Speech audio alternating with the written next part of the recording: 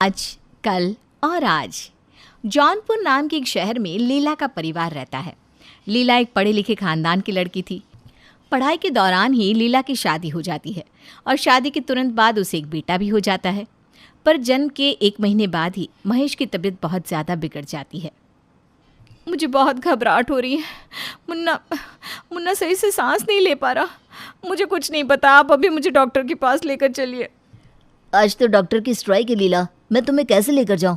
तुम एक काम करो, कपड़े को गर्म करके उससे उसकी छाती सेको, हो सकता है उससे कफ बाहर आ जाए। आपको क्या लगता है मैंने कुछ नहीं किया होगा? मैं इसकी माँ हूँ, सारा जाब्ता कर लिया है मैंने। लाल मिर्च से फिटकरी से सबसे नज़र भी उतार ली है। सुबह से गर्म तेल से इसकी मालिश कर रही हूँ, फिर भी कोई सुधार नहीं आ रहा। क्या करूँ, कोई तरीका काम नहीं आ रहा। देखो, ऐसे घबराने से क्या होगा लीला, हमें सुबह का इंतजार करना ही होगा। तो आप कीजिए इंतजार, मैं नहीं करूँगी। बिना कुछ सोचे समझे लीला गाड़ी शुरू करती है और अपने बच्चे को लेकर डॉक्टर के घर के नीचे पहुंच जाती है और बेल बजाती है। दरवाजा खोलिए डॉक्टर साहब, आप तो धरती पर भगवान का रूप माने जाते हैं।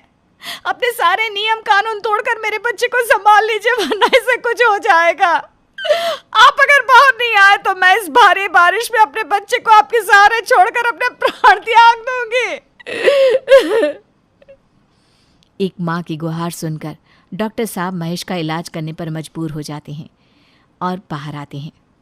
अरे लीला, तुम कहाँ? वो कॉलेज की कॉन्फिडेंट लड़की आज किसी बच्चे की माँ बन चुकी है। किसी ने सही कहा है, माँ के रहते किसी बच्चे को कभी कुछ नहीं हो सकता।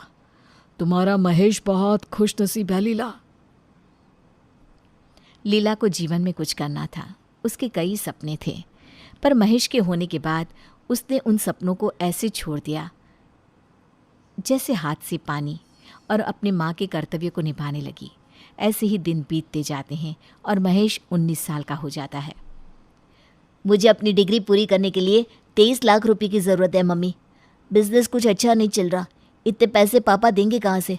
और लोन लेकर मैं पढ़ना नहीं चाहता। शायद मेरी किस्मत में आगे पढ़ना लिखा ही नहीं है। मैं भी बिजनेस ही ज्वाइन कर लेता हूँ। अरे पागल है क्या? आज तक कभी किसी चीज़ की कमी होने दी है क्या तेरी माँ ने? जॉब होने देगी? तो फिक्र मत कर। ये कहकर लीला तिजोरी से अपने गहने बाहर निकाल कर लाती है। ये क्या कर रही हो मम्मी? नहीं, मैं ये नहीं ले सकता। इन गहनों को गिरवी रख दे बेटा, इससे जो पैसे आएंगे उससे अपनी पढ़ाई पूरी कर सकेगा, और नौकरी लगने के बाद तू ही इन गहनों को छुड़ा कर लेकर आएगा, याद रखना। लीला हर कदम पर महेश को काबिल बनाने के लिए कोई भी मुसीबत उठाने को तैयार थी। अपनी शादी के गहने गिरवी रखकर लीला महेश को इंजीनियरिंग करने बाहर भेज देती है। महेश भी मन लगाकर पढ़ाई करता है। कॉलेज में ही महेश को कृति से प्यार हो जाता है। समय बीतता जाता है और महेश को कैंपस सिलेक्शन में एक बहुत ही अच्छी कंपनी में जॉब मिल जाती है, वो भी अपने शहर में। जॉब लगते ही महेश अपनी माँ को ये खुशखबरी देता है और साथ ही साथ कृति के बारे में भी बताता है। वाह बेटा, एक बार में ही 2 खुशियाँ दे दी तूने मुझे। भगवान ने इतना अच्छा बेटा दिया था मुझे, और उस बेटे ने मेरे घर में एक बेटी की कमी भी पूरी कर दी। आज मुझसे ज़्यादा खुश कोई और हो ही नहीं सकता। मैं और तेरे पापा कृति के घर जाकर उसका हाथ मांग लेते हैं।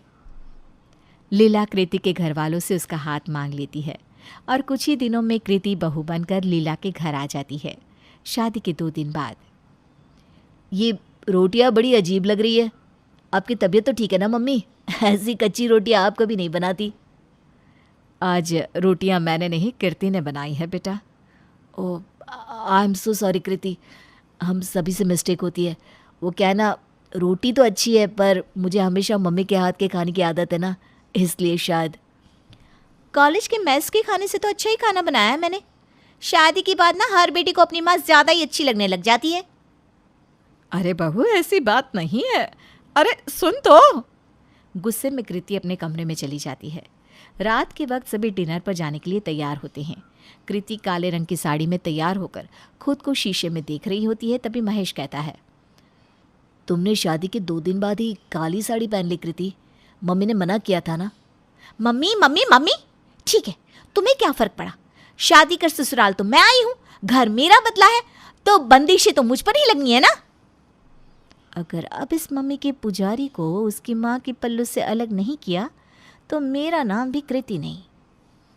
एक हफ्ते बाद महेश के साथ साथ कृति भी ऑफिस ज्वाइन कर लेती है।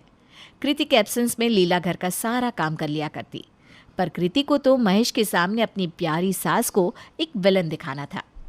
वो एक दिन ऑफिस से फ़ोन करके अपनी सास को कहती है, मम्मी जी आज आप खाने में कुछ मत बनाइएगा, मैंने कुछ स्पेशल बनाने की सोची है, तो ऑफिस से आने के बाद खाना मैं ही बनाऊंगी।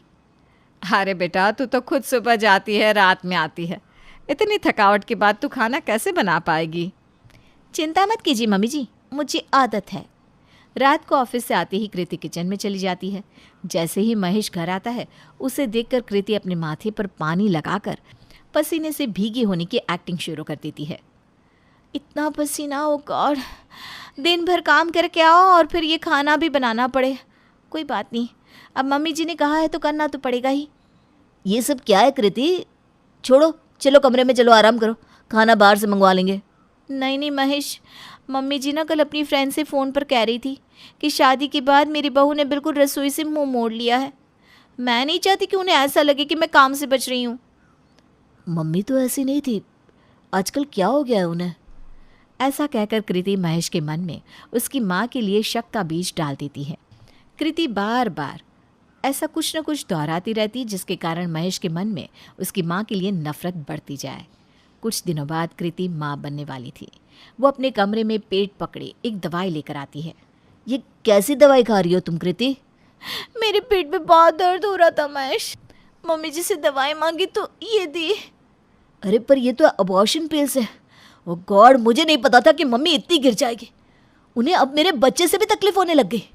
अब हम इस घर में नहीं रहेंगे कृति, मैं कल ही दूसरा घर देख लेता हूँ। और इस तरह कृति महेश को उसकी माँ लीला से पूरी तरह अलग कर देती है।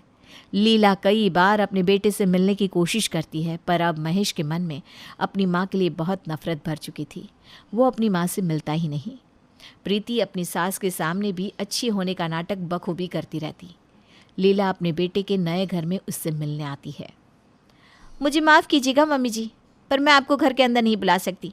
इन्हें पता चलेगा कि मैं आपसे मिली तो ये मुझ पर बड़े नाराज़ होंगे। चिंटू भी अब धीरे धीरे बड़ा हो रहा है, मैं नहीं चाहती कि ये हमारे घर की लड़ाई है उस तक भी पहुंच जाए। चिंटू था तो कृति का बेटा, पर उसमें सारे गुण अपनी दादी के आए थे। वो बचपन से ही अपनी माँ के विपरीत ईमानदार और समझदार था।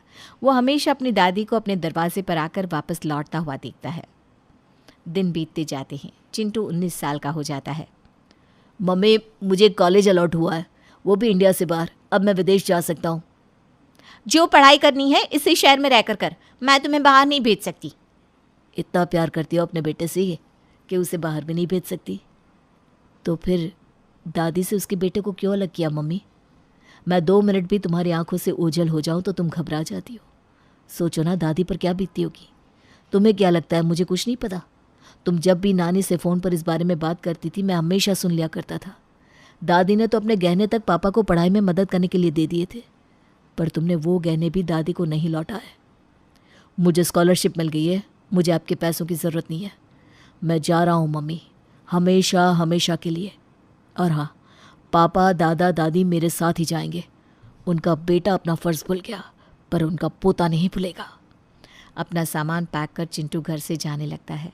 अपने बेटे को, अपने कलेजे के टुकड़े को खुद से अलग होता देख कृति चीख उठती है और उसे एहसास होता है कि जो बीते कल में उसने अपनी सास के साथ किया था, आज वही किस्मत उसके साथ करने वाली है। मुझसे कितनी बड़ी गलती हो गई महेश, कितनी बड़ी। मैंने एक बेटे को उसकी माँ से अलग कर दिया, वो भी इतनी सीधी माँ से। वो इतने दिन तुम्हारे बिना कैसे रही होगी महेश? जाओ उन्हें ले आओ महेश, उन्हें ले आओ। चिंटू की समझदारी काम आती है और लीला का परिवार फिर से एक हो जाता है।